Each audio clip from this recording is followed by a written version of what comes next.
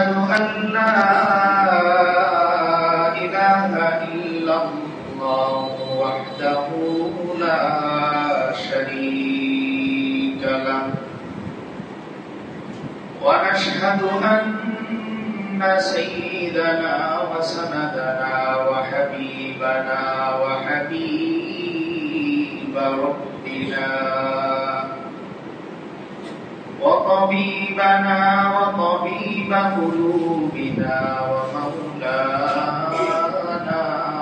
محمدا عبده ورسوله الذي أرسله الله تعالى بالحق بشيرا ونذيرا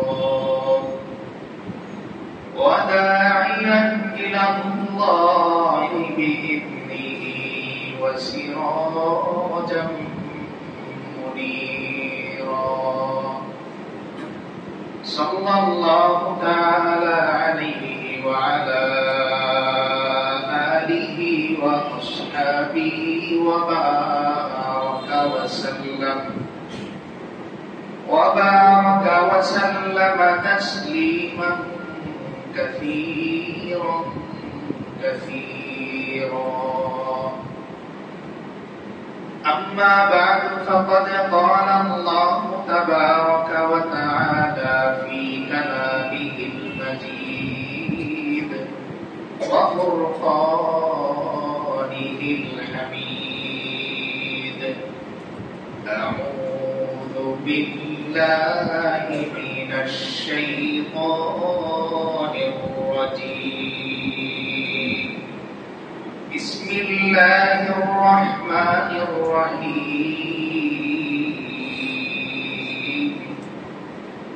يا أيها الذين آمنوا اذكروا الله يا أيها الذين آمنوا اذكروا الله ذكرا كثيرا وسبحوه بكرة وأصيلا وقال تعالى في آية أخرى الذين آمنوا وتطمئن قلوبهم بذكر الله ألا بذكر الله تطمئن القلوب صدق الله العظيم وصدق رسوله النبي الكريم ونحن على ذلك لمن الشاهدين والشاكرين والحمد لله رب العالمين وقال تعالى في شان حبيبه ومحبوبه مخبرا وآمرا إن الله وملائكته يصلون على النبي يا أيها الذين آمنوا صلوا عليه وسلموا تسليما اللهم صل على محمد وعلى آل محمد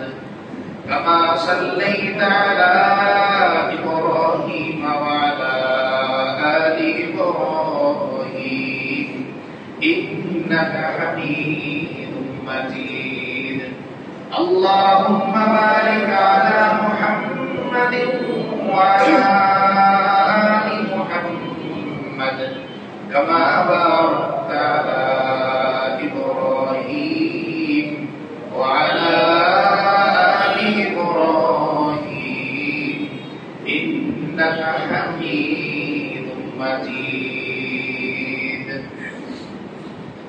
الحمد لله মহান আল্লাহ তাআলার দরবারে লাখ কোটি শুকরিয়া একমাত্র তারই ফজল ও করম তারই মেহেরবানি তিনি দয়া করে আমাদেরকে নির্বাচিত করে আজকের এই বরকতময় জমাবারে আমাদের সকলকে উপস্থিত হওয়ার তৌফিক দান করেছেন।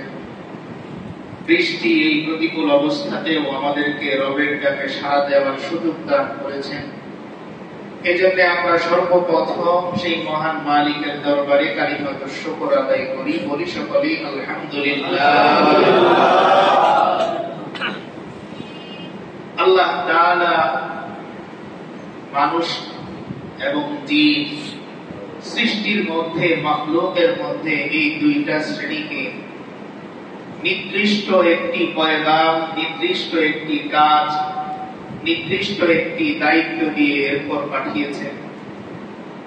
আর এই দুই জাতি ছাড়া বাকি যত মাখলুক আছে, ফেরেশতা কুল সহ, আল্লাহ তাআলা সকলকে কেবল সৃষ্টি করেছেন আল্লাহর তাসবিহ পাঠ করা।